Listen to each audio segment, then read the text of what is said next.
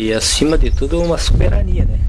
De ser cidadão brasileiro e ter o seu direito, ter sua moradia, seu trabalho, sua educação, ter um nível de vida que é de fato de direito de um ser humano.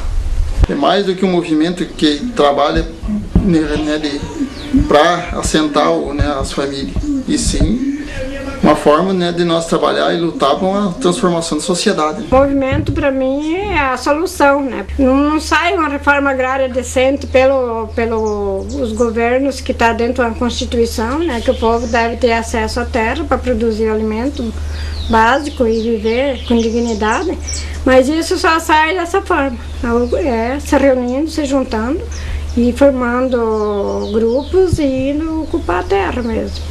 Senão, hoje, quem estava na cidade estava perdido, que nem muitos está ainda, né? Então, para mim, o movimento hoje foi mais do que tudo, né? Que hoje eu tenho meu pedaço de terra, né? A casa está aí, não está terminado, mas a gente já dá bem para se esconder dentro, né? Já construímos uma família que eu comecei sozinho, né? Então, de um já estamos em 4, já deu lucro. O mundo me condena e ninguém tem pena, falando sempre mal do meu nome, deixando de saber se eu vou morrer de sede ou se eu vou morrer de fome.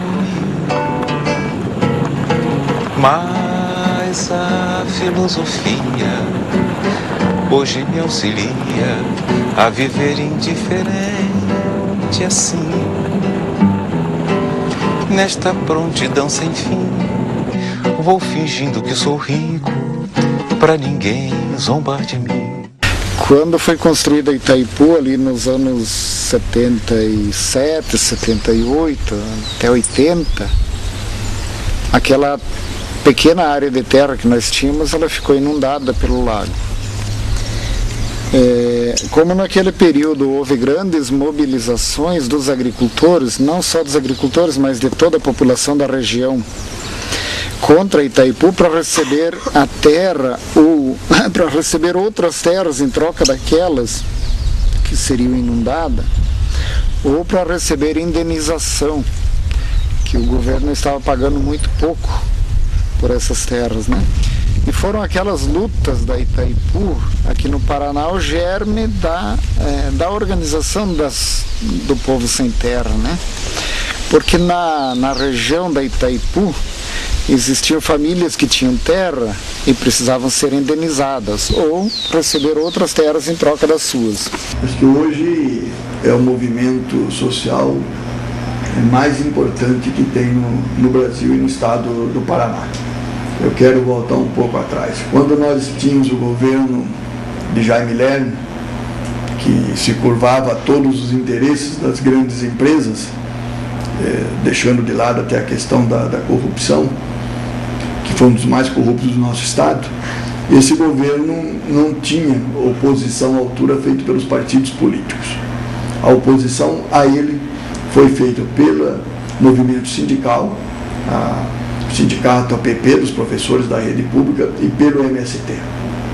O MST é um movimento importante, né, para a sociedade, um movimento grande no país. Eu não tenho certeza, mas acredito que seja o maior movimento social organizado do mundo, no Brasil, se encontra no Brasil, e por isso tem uma legitimidade para cobrar a reforma agrária, assim como outros movimentos cobram outros direitos sociais que o governo como um todo, né, o governo federal, os governos estaduais e os governos municipais executam políticas públicas.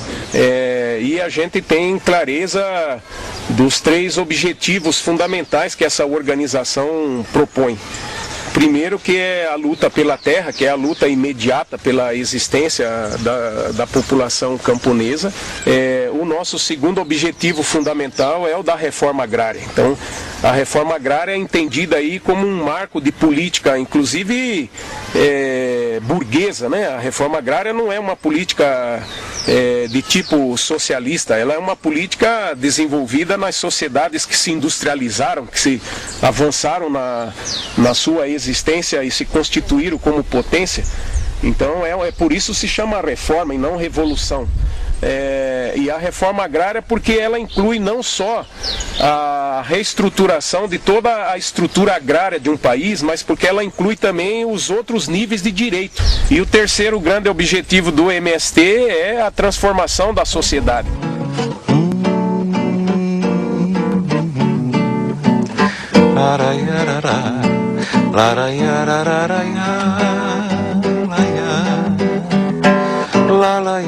O INCRA, ele representa, na política pública de reforma agrária, representa o Estado, né? Representa o Estado coletor de impostos, né, que gere o patrimônio público federal, né? Ou seja, ele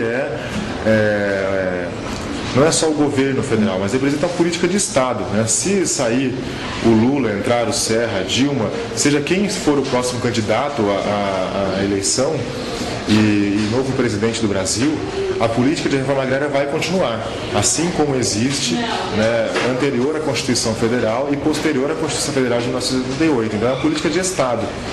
O Estado oligárquico brasileiro, ele de fato, tem a sua origem nas oligarquias, tem a sua trajetória constituída pelos sanguessugas, né, que sobrevivem da expoliação do Estado, da retirada de dinheiro do Estado. Hoje, principalmente os sanguessugas do sistema financeiro, né, e da monocultura, monocultura agrária, né, dos latifúndios agrários que exploram a cada ano, exploram o Estado brasileiro com renegociação de dívidas, com benefícios fiscais favoráveis aos latifundiários. Então existem várias formas de aristocracia. As pessoas não questionam por que nós temos hoje uma dívida rural, por exemplo, dos grandes produtores, 90% dessa dívida é dos grandes produtores, de mais de 80 bilhões de reais. Esses 80 bilhões são dívidas contraídas por grandes produtores, na maioria absoluta das vezes são dívidas que ou por conta da equalização de taxa de juros ou por outras razões tiveram dificuldade de ser pagas, e mesmo quando haviam safras favoráveis não eram pagas porque sempre ficou-se na esperança, como a Constituição já fez em 1988, que essas dívidas pudessem ser roladas e transformadas praticamente em dívidas que não precisariam ser pagas. Então acho que essa é a contradição que nós temos. De um lado, há grandes grupos empresariais no campo e outros que precisam para produzir alimentos. E eu fico sempre do lado dos que produzem alimentos. Acho que nós não comemos pinos, nós não comemos algodão em grande quantidade, nós não comemos soja em grande quantidade, nós não conseguimos nos alimentar apenas desse tipo de monocultura. O assentamento, a reforma agrária é necessariamente vinculada à ideia de agricultura familiar, que é a principal forma de alimentação das nossas barrigas, né? A gente come da agricultura familiar. A gente não come do agronegócio aqui de Cascavel, da soja produzida em Cascavel. A gente come todos os dias nos restaurantes aqui na cidade, e come nas churrascarias, come basicamente da agricultura familiar, né? Por isso que ainda bem que existe a reforma agrária, ainda bem que existe o INCRA e ainda bem que existem os movimentos sociais que brigam por reforma agrária, que buscam a reforma agrária, que pressionam o governo para fazer a reforma agrária, porque senão existiria um problema seríssimo de alimentação no país.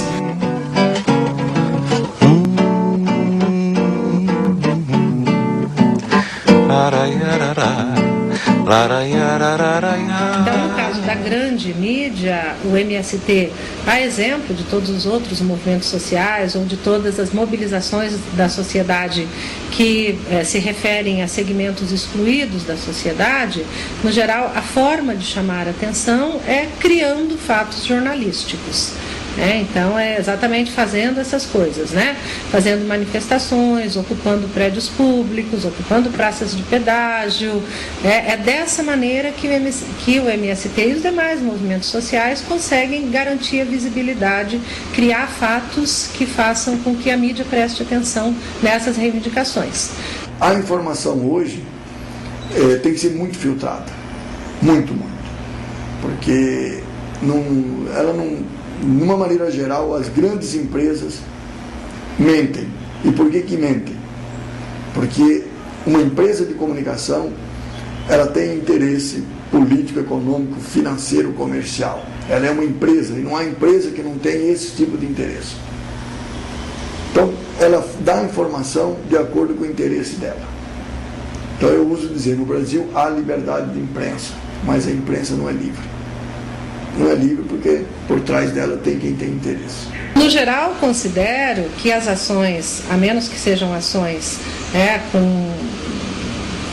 que tenham dentro dela embutidas um tipo de violência que ultrapassa algum limite, etc. e tal, com as quais eu não concordo, eu acredito que o MST consegue mostrar bastante bem o que é, se a gente fizer uma leitura não tendenciosa da mídia.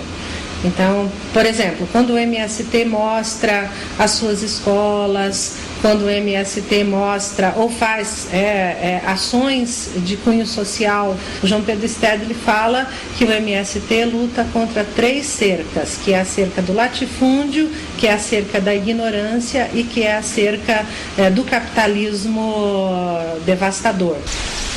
A mídia sempre, porque para a mídia ou para a burguesia, para os latifundiários seria bom ter um, porque se é aquele lá nós matamos e daí está resolvido.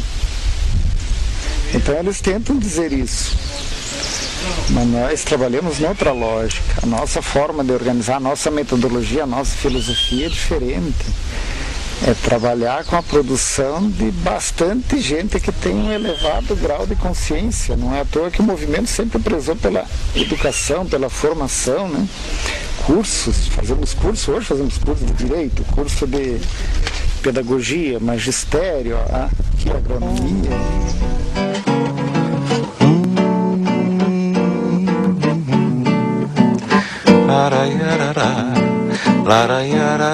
O nosso estudo ele se enfoca mais a práticas, a discussões, ao diálogo com os camponeses que a gente vê mesmo na base, né? Então é um diálogo mais frequente que a gente, né, consegue conciliar justamente porque a metodologia de realização do curso em si, ela é regime alternado, né? Então possibilita que ao mesmo tempo que a gente aprende conteúdos aqui de disciplinas e tal, a gente também da mesma forma pode estar aplicando isso nos espaços onde a gente vive, de acordo com a tarefa que a gente desempenha nos nossos movimentos. Os movimentos, quando indicam os educandos para vir estudarem aqui, então eles já têm essa intencionalidade, né, de formar pessoas que possam contribuir na base, né?